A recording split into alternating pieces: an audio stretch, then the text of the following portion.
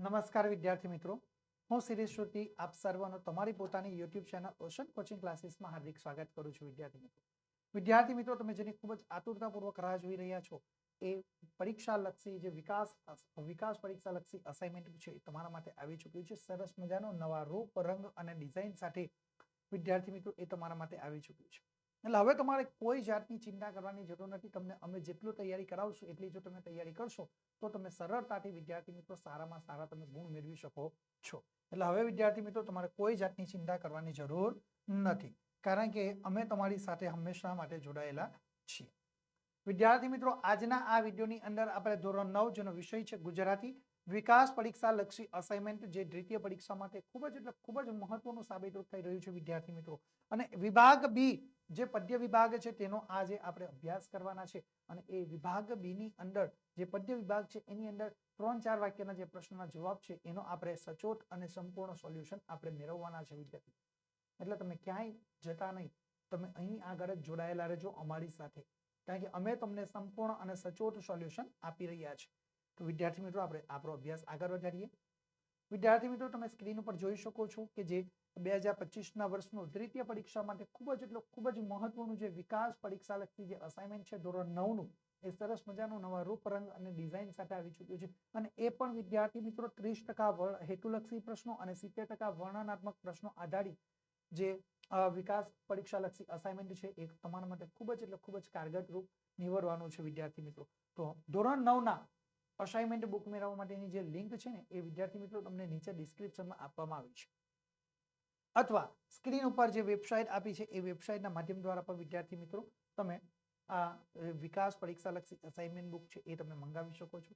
અથવા તમે ઘર બેઠા વિકાસ પરીક્ષા લક્ષી અસાઇનમેન્ટ મેળવવા માંગો છો તો તમે અમારા મોબાઈલ નંબરનો સંપર્ક કરી શકો છો. અમારો મોબાઈલ નંબર છે 7046222254 નંબર ઉપર પણ તમે સંપર્ક કરીને વિદ્યાર્થી મિત્રો આ મંગાવી શકો છો. તમારે ક્યાંય કોઈ પણ પ્રકારે ચિંતા કરવાની જરૂર રહેતી નથી. ઓકે, ચલો હવે વિદ્યાર્થી મિત્રો આપણે વધુ સમય ન લેતા આપણો અભ્યાસ આગળ વધારીએ છીએ વિદ્યાર્થી મિત્રો. ચલો આપણે જોઈએ વિદ્યાર્થી મિત્રો, આપણો અભ્યાસ આગળ શરૂ કરીએ. તો ધોરણ 9 વિકાસ અસાઇનમેન્ટ બુક 2025ના વર્ષનું જેનો વિભાગ આપણે જે બી છે, બરાબર, વિભાગ બી નો આપણે અભ્યાસ કરવાના છે. તો અહીંયા આગળ આપણે સૌથી પહેલી જે આપણા માટે સૂચના આવી છે વિદ્યાર્થી મિત્રો એ જુઓ કે ભાઈ નીચે આપેલા પ્રશ્નોના 3-4 વાક્યમાં તમારે ઉત્તર આપવાના છે. કેટલા? 3-4 વાક્યમાં તમારે વિદ્યાર્થી મિત્રો ઉત્તર આપવાના છે, બરાબર છે. હવે અહીંયા આગળ તમે ખાસ ધ્યાન આપજો વિદ્યાર્થી મિત્રો, તમારે જે ધ્યાન આપવાનું છે એ, બરાબર, 3-4 વાક્યમાં પ્રશ્નોના ઉત્તર તમારે લખવાના રહેશે, બરાબર છે. 3-4 વાક્યમાં જે પ્રશ્નોના જવાબ તમારે આપવાના છે એ તમારે ધ્યાન રાખવાની જરૂરિયાત છે ખાસ કરીને. ઓકે, તો અહીંયા આગળ આપણે જે અભ્યાસ કરી રહ્યા છે, બરાબર, એ અભ્યાસની અંદર તમારા માટે 3-4 વાક્યના પ્રશ્નો ખૂબ મહત્વના છે, કારણ કે એ જે 3-4 વાક્યના પ્રશ્નોના જવાબ છે એ પ્રશ્ન નંબર 14 ની અંદર તમને પૂછાવાના છે. અને જે કુલ કેટલા ગુણના છે? કુલ તમને 2 ગુણની અંદર પરીક્ષાની અંદર પૂછાશે. કેટલા ગુણમાં? કુલ 2 ગુણની અંદર પરીક્ષાની અંદર તમને પરીક્ષામાં પૂછાવાના છે વિદ્યાર્થી મિત્રો. એટલે તમારે કોઈ જાતની ચિંતા કરવાની જરૂર નથી. હવે વિદ્યાર્થી મિત્રો, અહીંયા આગળ જે આપણે પ્રશ્નો જોવાના છે એ પદ્ય 13 કાવ્ય 13ના જે પ્રશ્નો છે. ઓકે, તમે સ્ક્રીન ઉપર જોઈ શકો છો કે પદ્ય 13. ઓકે, તો પદ્ય 13 માંથી આપણે જે પ્રશ્નો લેવામાં આવ્યો છે એ પહેલો પ્રશ્ન જોઈએ. કવિ દિલમાં શું ભળી જવા ઈચ્છે છે? કવિ દિલમાં શું ભળી જવા ઈચ્છે છે? તો આપણે જવાબ લખી શકીએ છીએ કે રસ્તો કરી જવાના કાવ્યના કવિ ખાલી હાથે મળી જવા માંગતા નથી. શું કહ્યું છે? રસ્તો કરી જવાના કાવ્યના જે કવિ છે એ કવિ ખાલી હાથે મળી જવા માંગતા નથી. એ પોતે પોતાની જાતે શું કહે છે કે ભાઈ ખાલી હાથે આપણે મળી જવા માંગતા નથી. દુનિયાની તમામ વસ્તુઓ શું છે? દુનિયાની તમામ વસ્તુઓ અને દુનિયાના લોકોની લાગણીઓ પ્રાપ્ત કરીને કવિ પોતાનું જીવન અર્થાત દિલ ભર્યું ભાદર્યું એ રાખવા ઈચ્છે છે. શાના માટે કવિ ઈચ્છે છે? કે ભાઈ દુનિયાની જે આ દુનિયા છે, આ દુનિયાની તમામ વસ્તુઓ અને દુનિયાના લોકોની લાગણીઓ પ્રાપ્ત કરીને કવિ પોતાનું જીવન અર્થાત દિલ ભર્યું ભાર્યું એ રાખવા ઈચ્છે છે, એમ કવિ ઈચ્છે છે. ઓકે, આટલો જવાબ લખશો એટલે વિદ્યાર્થી મિત્રો તમને 2 ગુણ મળવા પાત્ર થશે, પરંતુ જો તમારો જવાબ સાચો હોય તો. ઓકે, ચલો આપણે આગળ જોઈએ વિદ્યાર્થી મિત્રો. બીજો પ્રશ્ન કે અંધકારમાં સદૈવ પ્રકાશ આપનાર દીપકના ઉદાહરણ દ્વારા કવિ શું કહેવા માંગે છે? શું છે કે અંધકારમાં સદૈવ પ્રકાશ આપનાર દીપકના આ ઉદાહરણ દ્વારા કવિ શું કહેવા માંગે છે? તો આપણે જવાબ લખી શકીએ કે ભાઈ અંધકારમાં સદૈવ પ્રકાશ આપનાર દીપકના ઉદાહરણ દ્વારા કવિ કહેવા માંગે છે કે જીવનમાં ગમે તેવી વિકટ પરિસ્થિતિ આવે, શું છે, દરેક મનુષ્યના જીવનની અંદર એક તબક્કો એવો હોય કે મુશ્કેલીથી ભરેલો હોય. એટલે કવિ કહ્યું કે અંધકારમાં સદૈવ પ્રકાશ આપનાર દીપકના એ ઉદાહરણ દ્વારા કવિ કહેવા માંગે છે કે જીવનમાં ગમે તેવી વિકટ પરિસ્થિતિ આવે, ગમે તેવી દુષ્કર પરિસ્થિતિ સર્જાય, આપણા જીવનની અંદર ભયંકરમાં ભયંકર પરિસ્થિતિ સર્જાય, તો પણ તમારે આપણે શું કરવાનું છે, તો પણ એ વિચારરૂપી પ્રકાશના અજવાળા ફેલાવીશું. છતાં પણ આપણે ગભરાવાની જરૂર નથી. છતાં પણ આપણે વિકાસરૂપી, બરાબર, વિચારરૂપી પ્રકાશના અજવાળા ફેલાવવાના છે. આપણે વિચાર આપણા મગજની અંદર નવા નવા વિચારોને લાવવાના છે. એ તો પણ વિચારરૂપી પ્રકાશના અજવાળા ફેલાવીશું, જેથી આવી પરિસ્થિતિમાંથી આપણે બહાર નીકળવાનો માર્ગ આપણને મળી જાય, જેથી કરીને આપણે જે મુશ્કેલી આવી પડી છે એ મુશ્કેલીમાંથી આપણે કેવી રીતે બહાર નીકળી શકીએ. બરાબર, એટલે કહ્યું કે ભાઈ જેથી આવી પરિસ્થિતિમાંથી બહાર નીકળવાનો માર્ગ આપણને મળી જ જાય છે, જેથી આપણને આવી પરિસ્થિતિમાંથી બહાર નીકળવાનો માર્ગ આપણને મળી જાય છે. ઓકે, આ રીતે વિદ્યાર્થી મિત્રો આપણે સરસ મજાનો પ્રશ્ન જવાબ લખી શકીએ છીએ અને પૂરેપૂરા ગુણ મેળવી શકીએ છીએ. ચાલો આપણે આગળ જોઈએ વિદ્યાર્થી મિત્રો. જે પદ્ય 15 નો પ્રશ્ન છે તમારા માટે સ્ક્રીન ઉપર, જે પદ્ય 15 છે તેમાંથી પ્રશ્ન લીધો છે કે માતાની આંખોથી કવિ શું પ્રાપ્ત કરે છે. શું છે અહીંયા ગાડી કે ભાઈ માતાની આંખોથી કવિ શું પ્રાપ્ત કરે છે. માતાની આંખોથી ભાઈ કવિ શું પ્રાપ્ત કરે છે, તો આપણે જવાબ લખી શકીએ કે ભાઈ માતાની જે આંખો છે, બરાબર, કે ભાઈ માતાની આંખોથી કવિ શું પ્રાપ્ત કરશે.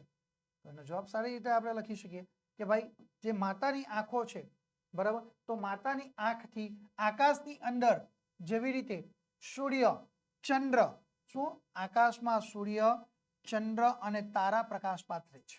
જેવી રીતે રાત્રિનો સમય હોય, અંધારું ચારે દિશામાં ફેલાઈ ગયું હોય, અંધકારનું સામ્રાજ્ય છવાયું હોય અને આકાશમાં, બરાબર, આપણે જોઈએ તો ભાઈ સૂર્ય, ચંદ્ર અને તારા પ્રકાશ પાથરે છે. દિવસે એ સૂર્ય ચારે દિશાની અંદર આપણને સવારથી લઈને સંધ્યા, સૂર્ય અસ્ત થાય ત્યાં સુધી આપણને પ્રકાશ પાથરે.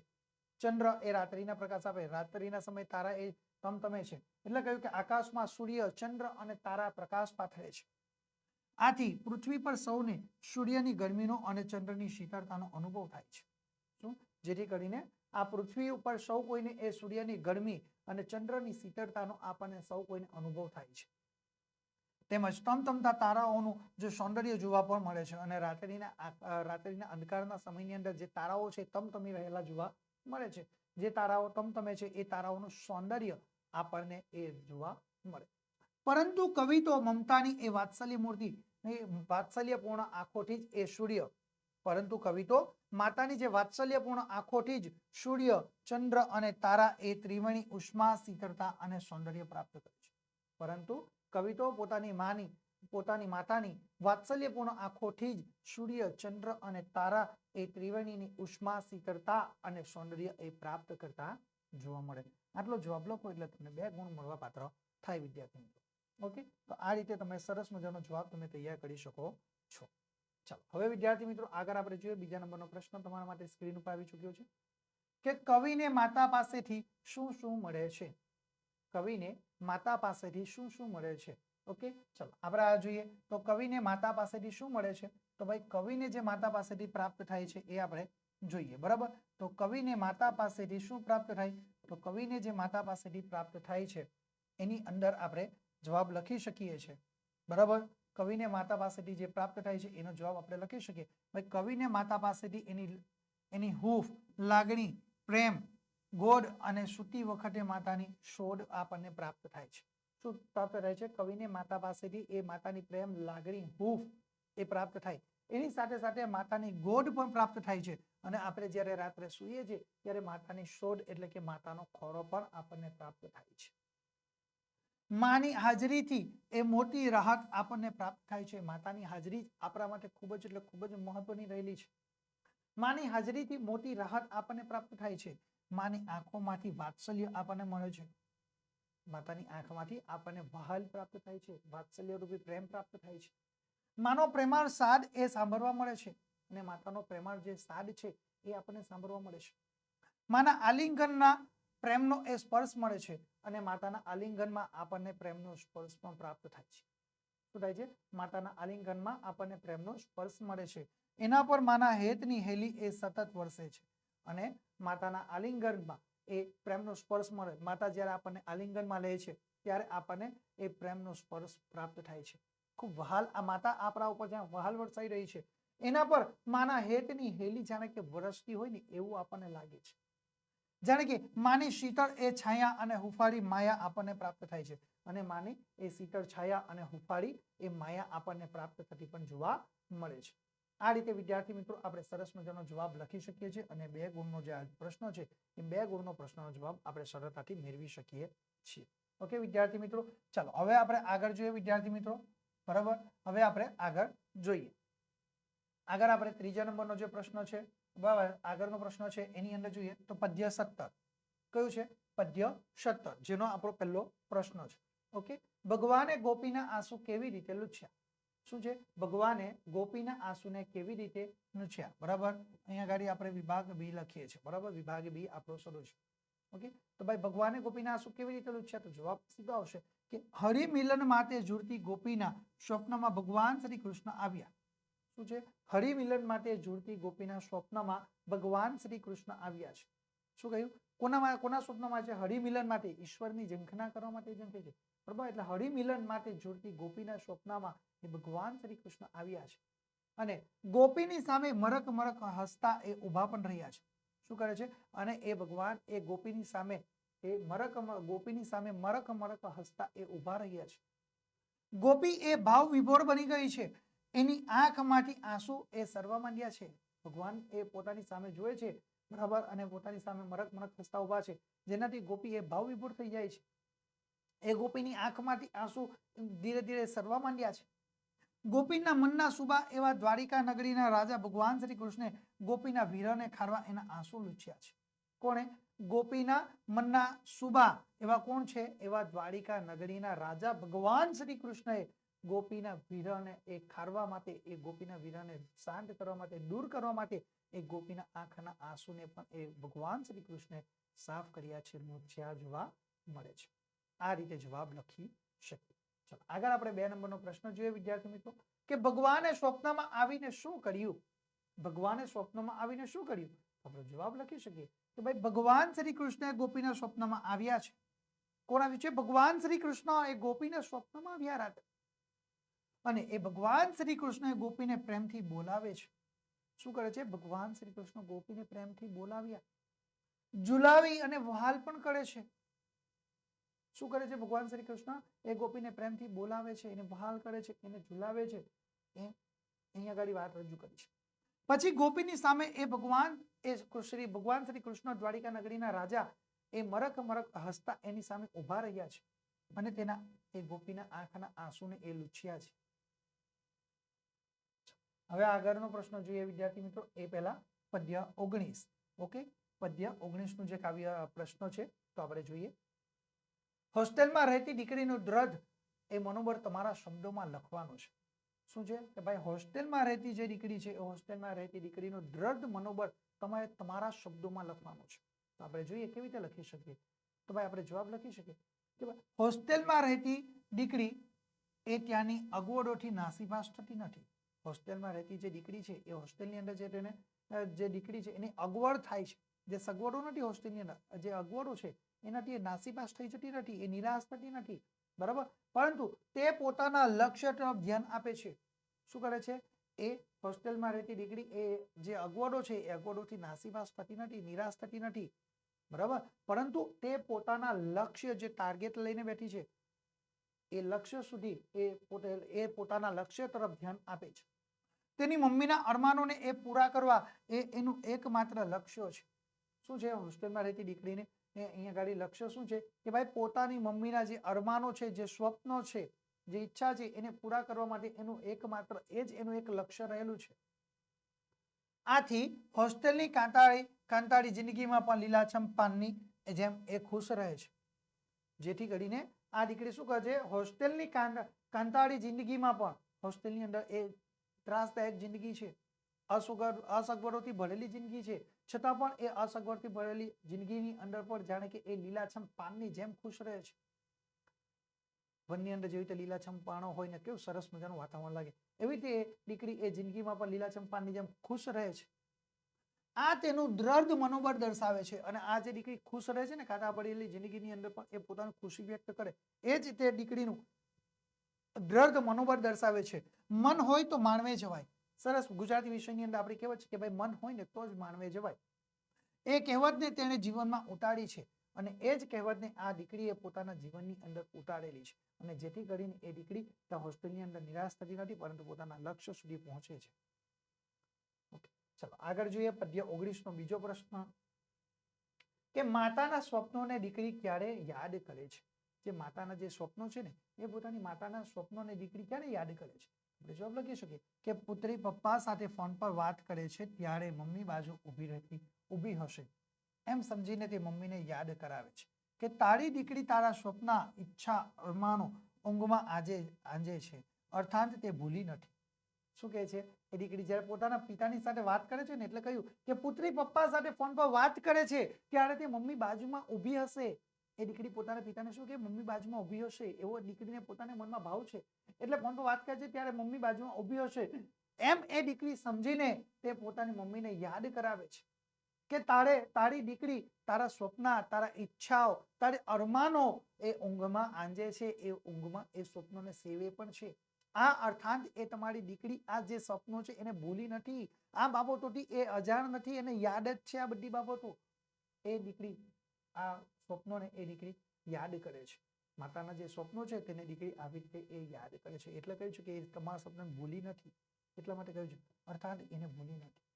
ઓકે, ચાલો હવે આપણે આગળ જોઈએ વિદ્યાર્થી મિત્રો. જે અહીંયા ગાડી નવી સૂચના આગળનો પ્રશ્ન છે ત્રીજો, બરાબર, કે નીચેની પંક્તિનો તમારે કાવ્ય પંક્તિ તમારે સમજાવવાની છે. શું છે ત્રીજો પ્રશ્ન? શું છે કે ભાઈ કાવ્ય પંક્તિ જે આપવામાં આવી છે ને એ કાવ્ય પંક્તિને તમારે સમજાવવાની છે. ઓકે, તો જુઓ.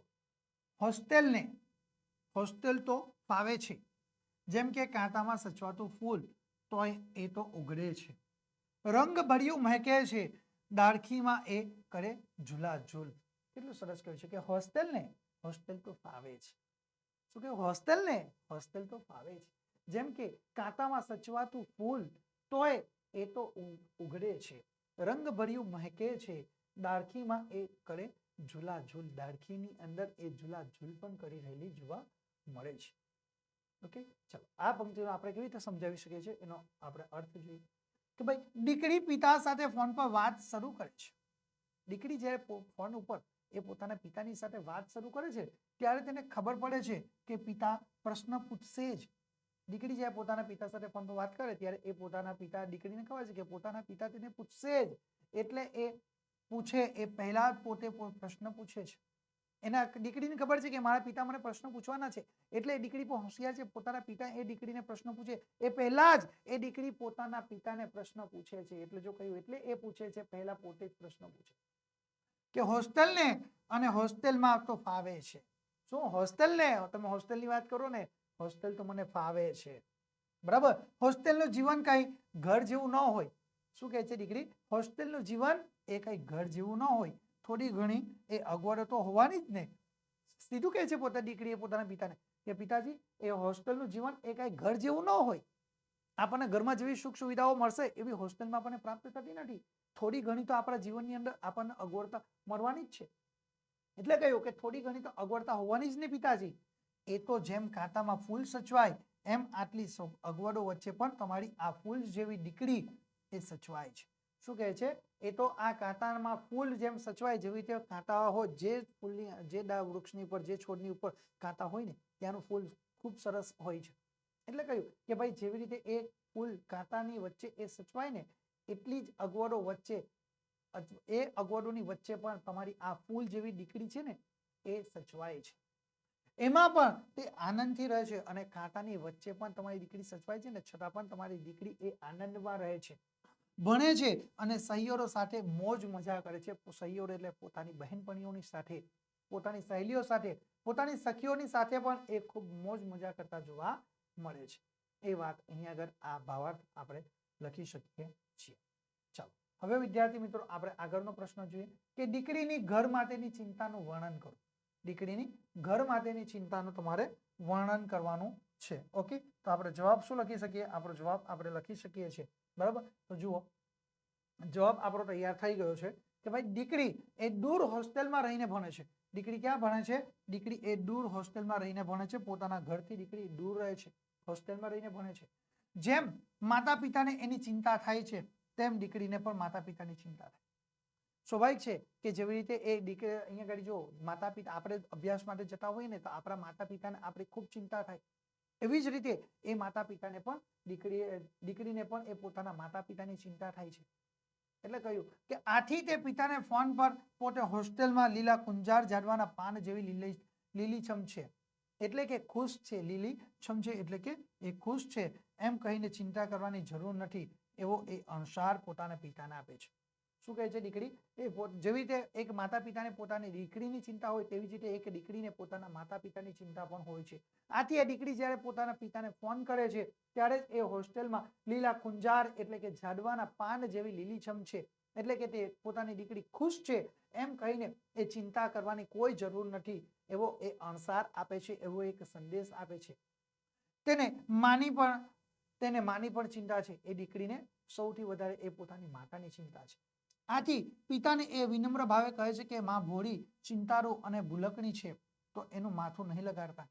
શું કહે છે દીકરી? એ પોતાના પિતાને કહે છે કે તેને પોતાની માતાની ચિંતા થાય છે. આથી એ દીકરી પોતાના પિતાને શું સંદેશો આપે છે અને કહે છે પોતાના પિતાને વિનમ્ર ભાવે કહે છે. એકદમ વિનમ્રતાનો ભાવ છે દીકરી જે બોલી રહી છે એમાં કે માં તો ભોળી છે, એ ચિંતાળુ છે, એ માતા ભૂલકણી છે, એનું માથું તમે લગાવતા નહીં. એ કંઈક બોલશે ને તો તમે ખોટું લગાવશો નહીં એમ એ દીકરી પોતાના એ પિતાને કહી રહી છે. આ રીતે સરસ મજાનો જવાબ લખીને વિદ્યાર્થી મિત્રો તમે 2 ગુણ તમે મેળવી શકો છો. ઓકે, ચાલો આપણે આગળ જોઈએ વિદ્યાર્થી મિત્રો. હવે વિદ્યાર્થી મિત્રો જોઈએ કે પ્રથમ પરીક્ષાના અભ્યાસક્રમમાંથી બરાબર પ્રથમ પરીક્ષાના અભ્યાસક્રમમાંથી કેટલાક 3-4 વાક્યના પ્રશ્નો તમને પરીક્ષામાં પૂછાય. ઓકે, તો તમે કયા ચેપ્ટરમાંથી કયા કાવ્યમાંથી તમને પરીક્ષાની અંદર પ્રશ્નો પૂછાય તો એ જુઓ કે ભાઈ પદ્ય જે છે તેની અંદર 1, 3, 5, 7, 9 અને 11. ઓકે, આટલા જે ચેપ્ટરો છે બરાબર 6 ચેપ્ટરોમાંથી 6 પદ્યમાંથી તમને પરીક્ષાની અંદર પ્રશ્નો પૂછી શકે છે. તો આપણે અહીંયા આગળ પ્રશ્નો જોઈએ. ઓકે, તો પહેલો જે પ્રશ્ન છે કે સાંજના સમયનું દ્રશ્ય કાવ્યના આધારે આલેખો. શું છે કે ભાઈ સાંજના સમયનું જે દ્રશ્ય છે એ કાવ્યના આધારે તમારે આલેખવાનું છે. તો આપણે જવાબ લખી શકીએ કે સાંજને સમયે કૃષ્ણ વૃંદાવનથી આવી રહ્યા છે. ક્યાંથી આવે છે? સાંજના સમયે ભગવાન શ્રી કૃષ્ણ એ જ્યાં વૃંદાવનથી આવી રહ્યા છે. કૃષ્ણની આગળ ગોધણ અને પાછળ સાજન એટલે કે ગોવારોનું વૃંદ છે. શું છે? કૃષ્ણની આગળ ગોધણ છે અને પાછળ એ સાજન એટલે કે ગોવારોનું વૃંદ છે. આગળ ગાયોનું ટોળું છે અને પાછળ ગોવારોનું એ વૃંદ પણ એની સાથે ચાલી રહ્યું છે. શ્રી કૃષ્ણે મસ્તક પર એ મોર મુગટ ધારણ કર્યું છે અને શું કહ્યું છે કે ભાઈ ભગવાન શ્રી કૃષ્ણએ પોતાના મસ્તક પર એ મોર મુગટ પણ ધારણ કરેલું છે. કોણે? ભગવાન શ્રી કૃષ્ણ. અને એ ભગવાન શ્રી કૃષ્ણના કાનમાં એક કુંડળ પણ ઝૂલી રહ્યા છે. અને કોના? ભગવાન શ્રી કૃષ્ણના કાનની અંદર કુંડળ એ ઝૂલે છે. શરીરે એ પિતાંબર અને ફૂલની પછેડી પહેર્યા છે. શું છે કે ભાઈ શરીરની ઉપર પિતાંબર એટલે કે પીળા રંગનું વસ્ત્ર અને ફૂલની પછેડી કે જે હાથમાં એ લપેટેલી છે બરાબર એ હાથમાં પછેડી પણ એને પહેર્યા છે અને આ પછેડી ચુવા ચંદનની સુગંધથી એ મહેકે છે. શું છે? આ જે પછેડી છે ને એમની પીળા રંગ એ ચુવા ચંદનથી એ જાણે કે ચુવા ચંદનની સુગંધથી એ જાણે કે ચારે દિશાની અંદર એ મહેકી રહેલી હોય એવું તમને લાગી રહ્યું છે. ઓકે, ચાલો હવે વિદ્યાર્થી મિત્રો આપણે આગળનો પ્રશ્ન જોઈએ બીજો કે સાદીપની ઋષિની ચિંતા તમારા શબ્દોમાં તમારે વ્યક્ત કરવાની છે. શું છે? સાદીપની ઋષિની જે ચિંતા એ તમારા શબ્દોમાં તમારે વ્યક્ત કરવાની છે. ઓકે, તો આપણે જવાબ લખી શકીએ કે ભાઈ સાદીપની ઋષિ ગામડેથી પાછા ફર્યા ત્યારે તેમને જાણ થઈ કે ગોરાણીએ કૃષ્ણ અને સુદામાને જંગલમાં લાકડા લેવા માટે મોકલ્યા. શું જાણ થાય છે કે ભાઈ સાદીપની ઋષિ એ પોતાના ગામડે ગયા, ગામડેથી એ પાછા ફર્યા ત્યારે એ અહીંયા આગળ સાદીપની ઋષિને જાણ થાય છે. શાની જાણ થાય છે કે ભાઈ ગોરાણી છે પોતાની પત્ની એ ગોરાણીએ ભગવાન શ્રી કૃષ્ણ અને સુદામાને જંગલની અંદર લાકડા લેવા માટે લાકડા વીણવા માટે મોકલ્યા છે અને બરાબર તે જ સમયે મુશળધાર વરસાદ વરસતો હતો. જ્યારે આ ગોરાણીએ ભગવાન શ્રી કૃષ્ણ અને સુદામાને જંગલમાં લાકડા લેવા માટે મોકલે છે લાકડા વીણવા માટે ત્યારે એ સમય દરમિયાન જંગલની અંદર મુશળધાર વરસાદ વરસવાનો શરૂ થયો હતો. આ બંને ક્યાં અટવાયા હશે એની તેમને ચિંતા થાય છે અને ભગવાન શ્રી કૃષ્ણ અને સુદામા ક્યાં અટવાયા હશે એની પોતાના ગુરુ સાદીપની ઋષિને એ ચિંતા થાય છે અને પહેલા તો એ તેમણે ગોરાણી ઉપર ગુસ્સો કર્યો. સૌથી પહેલા તો આ જે સાદીપની ઋષિ છે એમણે પોતાની પત્ની ગોરાણી ઉપર ખૂબ ગુસ્સો કરે છે, કૃપાયમાન થાય છે, પણ પછી તરત જ તેઓ એ વરસતા વરસાદમાં કૃષ્ણ અને સુદામાને શોધવા માટે નીકળી જાય છે અને તરત જ એ ભગવાન શ્રી કૃષ્ણ અને સુદામાને શોધવા માટે જે ગુરુ સાદીપની ઋષિ છે એ તરત જ એ જંગલની અંદર તેમને શોધવા માટે નીકળી પડ્યા છે. જંગલમાં એ સાદીપની ઋષિ એ તાદમાં ધ્રુજતા કૃષ્ણ અને સુદામાને જોઈ તેમને આલિંગનમાં લીધા અને આ જ વનની અંદર વરસાદ વરસે છે, પલળી ગયા છે પાણીમાં અને ઠંડી પણ છે, જેથી ભગવાન શ્રી કૃષ્ણ અને સુદામા એ ધ્રુજી રહ્યા છે, તાજમાં ઠંડીથી ધ્રુજી રહ્યા છે. એ જોઈને ભગવાન શ્રી કૃષ્ણ અને સુદામાને એ ગુરુ સાદીપની ઋષિએ શું કર્યું, એમને આલિંગનમાં લીધા અને બંનેને આશ્રમમાં એ લઈ આવે છે. કોણ? જે સાદીપની ઋષિ છે એ ભગવાન શ્રી કૃષ્ણ અને ભગવાન શ્રી કૃષ્ણ અને સુદામાને તેઓ પોતાના આશ્રમની અંદર લઈ આવતા જોવા મળે છે. ઓકે, ચાલો આગળનો પ્રશ્ન જોઈએ, ત્રીજો નંબરનો, કે આશ્રમ પરંપરાના અધ્યયન કાળમાં વિદ્યાર્થીની દૈનિક ક્રિયાઓ કઈ કઈ હતી? બરાબર, શું છે કે ભાઈ આશ્રમ પરંપરાના અધ્યયન કાળમાં વિદ્યાર્થીની દૈનિક ક્રિયાઓ કઈ કઈ હતી? તો ભાઈ આશ્રમની અંદર કોણ રહી? તો ભાઈ ભગવાન શ્રી કૃષ્ણ અને સુદામા રહેતા છે. ભાઈ એ લોકોની દૈનિક વિદ્યાર્થીઓની દૈનિક ક્રિયાઓ કઈ કઈ હોય?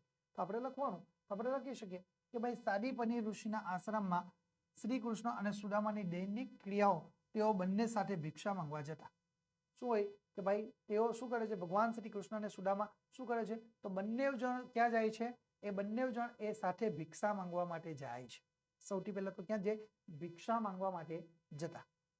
એની સાથે ભગવાન શ્રી કૃષ્ણ તેમના ભાઈ બલરામ અને સુદામા સાથે મળીને તેઓ જમતા. ભિક્ષા માંગીને આવે પછી ભગવાન શ્રી કૃષ્ણ, બરાબર, તેમના મોટા ભાઈ બલરામ અને તેમના મિત્ર સુદામા સાથે બેસીને આ ત્રણેય જણ જમતા. ઘાસની એક જ પથારી પર સાથે સૂતા. રાત્રે સુવા માટે કોઈ આપણે જેમ સરસ મજાના ગાદલાઓ ન હતા, તે શું કરે, ઘાસની એક પથારી તૈયાર કરે અને ઘાસની પથારી પર સાથે તેઓ સૂતા અને એકબીજાને સુખ દુઃખની વાતો કરતા. રાત્રે પથારીમાં એ ઘાસની પથારી પર સૂતા સૂતા એકબીજાને એ સુખ દુઃખની વાતો પણ કરે છે અને તેઓ વહેલી સવારે વેદની એ ધૂન પણ કરતા. શું કરે છે, જે વેદ છે આપણા ગ્રંથો, એ ગ્રંથોનો એ શું કરે છે, વેદની ધૂન પણ એ વહેલી સવારે કરતા જોવા મળે છે.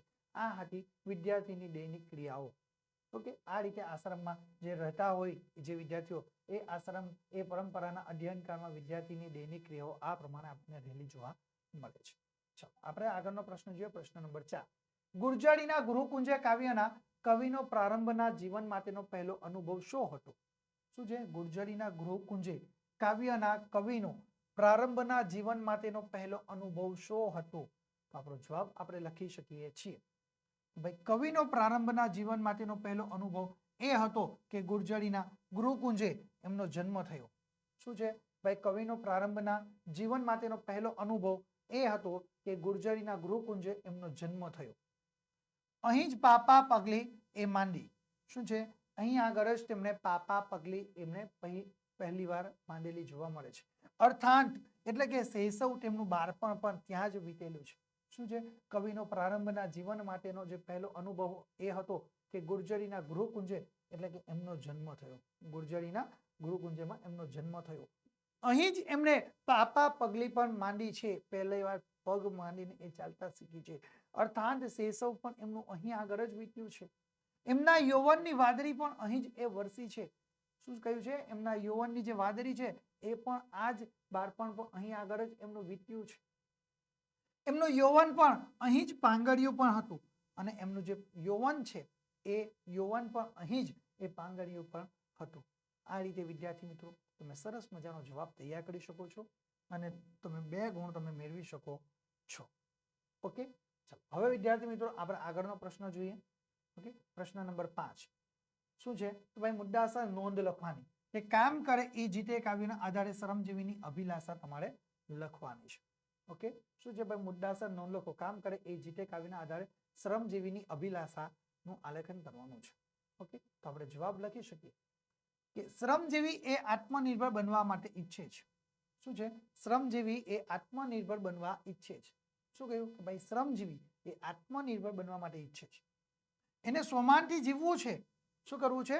એને શ્રમજીવી આત્મનિર્ભર બનવા ઈચ્છે છે. એને સોમાનથી જીવવું છે. પોતાના બહુડાના બળે એ મહેનત કરીને એને ભારત દેશના વિકાસમાં પોતાનું યોગદાન પ્રદાન કરવું છે. શું કરવું છે? એને સોમાનભેર જીવવું છે. કોણે? તો ભાઈ શ્રમજીવી એ આત્મનિર્ભર બનવા ઈચ્છે છે. જે મધ્યમ વર્ગનો વ્યક્તિ છે એ શું છે કે ભાઈ એ આત્મનિર્ભર બનવા ઈચ્છે છે. પોતે પોતાની જાત પર એ પગભર બનવા ઈચ્છે છે. એને સોમાનથી જીવવું છે. એને કોઈની ગુલામીમાં જીવન જીવવું નથી. પોતાના બાવડાના બળે, પોતાના હાથના બળે જાત મહેનત કરીને એને ભારત દેશના પોતાના વિકાસમાં પોતાનું પ્રદાન કરવું છે. તેના હૈયામાં એક ખમીર છે. તેના હૈયામાં એક ખમીર છે, એક ખુમાણી છે. તેની પાસે શારીરિક શક્તિ પણ રહેલી છે અને એની પાસે જ પોતાની શારીરિક શક્તિઓ પણ રહેલી છે. તાકાત પણ છે. શ્રમજીવીની એક જ અભિલાષા છે કે તેને કોઈની સામે ક્યારેય હાથ લંબાવવો ન પડે. શું છે? એ શ્રમજીવીની એક જ અભિલાષા છે, એક જ ઈચ્છા રહેલી છે કે તેને પોતાના જીવનની અંદર ક્યારેય કોઈની પાસે હાથ ફેલાવવો ન પડે, કોઈની પાસે હાથ લાંબો ન કરવો પડે. તેને મહેનત કરીને આપ કમાઈથી જીવવું છે. અને આજ જે શ્રમજીવી છે તેને મહેનત કરીને આપ કમાઈથી એને જીવવું છે. એને અન્યની કમાઈથી જીવન જીવવું નથી. સૌ સાથે મળીને મહેનત કરે તો વ્યક્તિ પોતે એ આત્મનિર્ભર થશે. શું કહ્યું છે? સૌ કોઈ સાથે મળીને એ મહેનત કરશે તો વ્યક્તિ પોતે આત્મનિર્ભર થશે અને તેથી દેશનો અને વિશ્વનો પણ વિકાસ થશે. અને તેથી આપણા દેશનો તો વિકાસ થશે જ, પરંતુ સાથે સાથે કોનો વિકાસ થશે?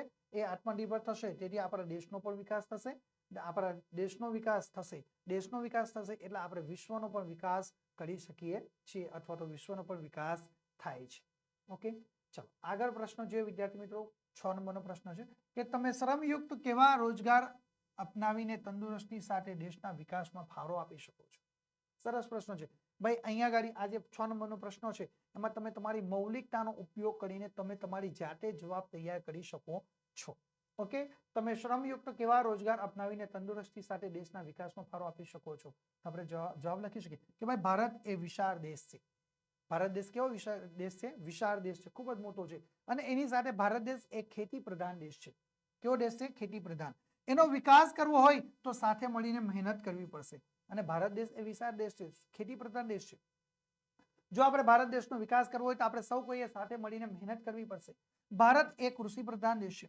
આથી સૌપ્રથમ આપણે ખેતર ખેડીને એ સીમને સોહામણી કરવાની છે. શું કહ્યું છે? ભારત એક કૃષિ પ્રધાન દેશ છે. જેથી કરીને સૌથી પહેલા આપણે શું કરવાનું છે?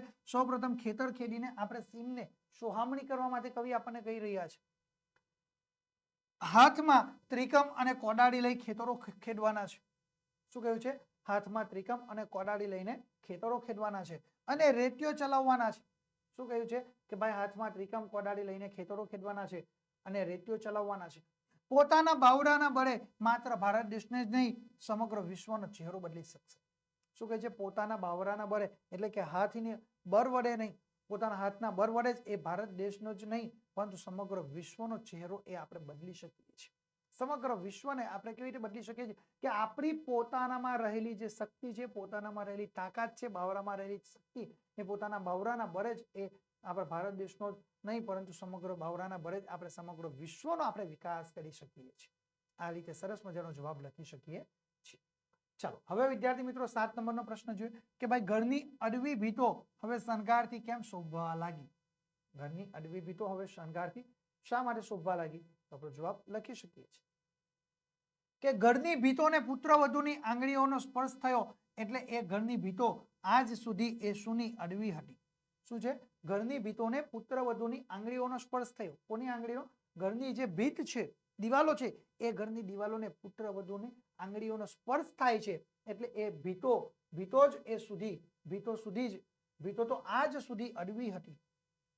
પુત્રવધુનો એને ભીતને સ્પર્શ થયો ને એથી ભીતો છે ને આજ સુધી એ સૂની અને અડવી હતી. પરંતુ હવે પુત્રવધુની આંગળીઓનો સ્પર્શ થતા જ ભીતોએ જાણે સૌંદર્યના શણગાર સજ્યા હોય એમ એ શોભી રહેલી છે. જેવું એ ઘરના ભીતોની જે ભીતો છે તેને પુત્રવધુનો આંગળીનો સ્પર્શ થાય છે તે આંગળીનો સ્પર્શ થતાની સાથે જ એ ભીતો જાણે સૌંદર્યનો એ શણગાર સજ્યા હોય એવું લાગી રહ્યું છે. એવી રીતે શોભી રહેલી છે. પુત્રવધુના આગમનથી એટલે એટલી પ્રબળ અસર પડી કે નિર્જીવ વસ્તુમાં પણ જાણે કે પ્રાણ પુરાયા. શું થાય છે?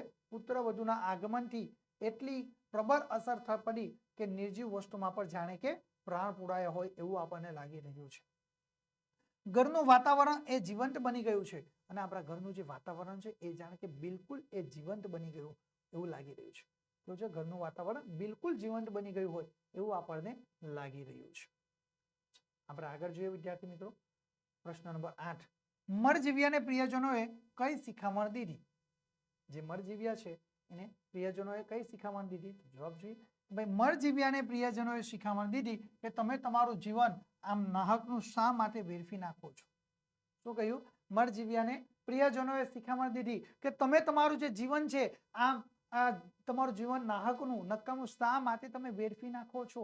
તમને સમુદ્રમાં એ ઝંપલાવવાની, તમને સમુદ્રમાં ઝંપલાવવાની આ વિનાશકારી આંધળી બલા ક્યાંથી વળગી છે? કે તમે આ મહાકાય સમુદ્રની અંદર ઝંપલાવવાની જે વિનાશકારી બલા છે એ તમને ક્યાંથી વળગી છે? આમ કહીને પ્રિયજનોએ સજળ નેત્રે એ મળજીવ્યાને રોકવાનો પ્રયત્ન કરે છે. આમ કહીને જે પ્રિયજનોએ સજળ નેત્રે, સજળ એટલે કે આંખમાં આંસુ સાથે એ મળજીવ્યાને રોકવાનો એ પ્રયત્ન કરે છે. કોણ રોકવાનો પ્રયત્ન કરે? પોતાના જે પ્રિયજનો છે એ પ્રિયજનો સજળ નેત્રે તેને મળજીવ્યાને રોકવાનો પ્રયત્ન પણ કર્યો છે. હવે આપણે આગળનો પ્રશ્ન જોઈએ. પુત્ર વધુને ઘરમાં કેવું વાતાવરણ આપશો? આપણો આ છેલ્લો પ્રશ્ન છે વિદ્યાર્થી મિત્રો. પુત્ર વધુને ઘરમાં આપણે કેવું વાતાવરણ આપશો? આથી સમાજમાં વૃદ્ધોની સંખ્યાને આપણે ઘટાડી શકીએ. વિદ્યાર્થી મિત્રો, અહીં આગળ આ પ્રશ્ન તમારા માટે મૌલિકતાનો પ્રશ્ન છે. તમે પોતાનો અનુભવ અહીંયા આગળ શેર કરી શકો છો, પોતાના વિચારોને તમે રજૂ કરી શકો છો. તો આપણે જવાબ લખી શકીએ કે ભાઈ પુત્ર વધુને ઘરમાં આપણે કેવું વાતાવરણ આપવાનું? કોઈ પુત્ર વધુને આપણે ઘરની અંદર દીકરી જેવું વાતાવરણ આપવાનું છે. શું છે? પુત્ર વધુને ઘરમાં દીકરી જેવું વાતાવરણ આપવાનું છે. આથી સમાજમાં વૃદ્ધાશ્રમોની સંખ્યાને આપણે ઘટાડી શકીએ છીએ. જેવી રીતે દીકરી એ પોતાના માતા પિતાને, પોતાના પિયરને તો એ ઉજાડે જ છે, પણ લગ્ન થયા પછી એ દીકરી પોતાના સાસરીના કુળને પણ એ દીપાવે છે. એટલે કે દીકરી એક સાથે બે કુળને દીપાવે છે. એટલા માટે કહ્યું છે કે ભાઈ પુત્ર વધુને ઘરમાં દીકરી જેવું વાતાવરણ આપણે આપવાનું છે. પ્રેમ, લાગણી, હૂંફ આપવાની છે. આથી સમાજમાં દિવસે ને દિવસે જે વૃદ્ધાશ્રમો છે એ વૃદ્ધાશ્રમોની સંખ્યાને આપણે ઘટાડી શકીએ. ઓકે, ચલો આ રીતે વિદ્યાર્થી મિત્રો તમે સરસ મજાનો જવાબ લખીને તમે ગુણ મેળવી શકો છો. વિદ્યાર્થી મિત્રો, ગુજરાતી વિષયના નવા અપડેટ મેળવવા માટે તમે અત્યારે જ અમારા વોટ્સએપ ગ્રુપની અંદર જોડાઈ જજો. વધારે માહિતી મેળવવા માટે વિદ્યાર્થી મિત્રો તમે અમારા મોબાઈલ નંબરનો સંપર્ક કરી શકો છો. અમારો મોબાઈલ નંબર છે 7046 22 22 54 નંબર ઉપર તમે સંપર્ક કરી શકો છો. વિદ્યાર્થી મિત્રો આજના આ વિડીયોની અંદર આપણે વિભાગ બી, ઓકે, જેનો આપણે જે કાવ્ય વિભાગ છે, પદ્ય વિભાગ છે, એનો આપણે 3-4 વાક્યના પ્રશ્નોના આપણે સંપૂર્ણ અને સચોટ સોલ્યુશન મેળવી ચૂક્યા છે. આગળના વિડીયોની અંદર વિદ્યાર્થી મિત્રો આપણે સવિસ્તાર પ્રશ્નો સાથે ફરી પાછા મળીશું. Thank you.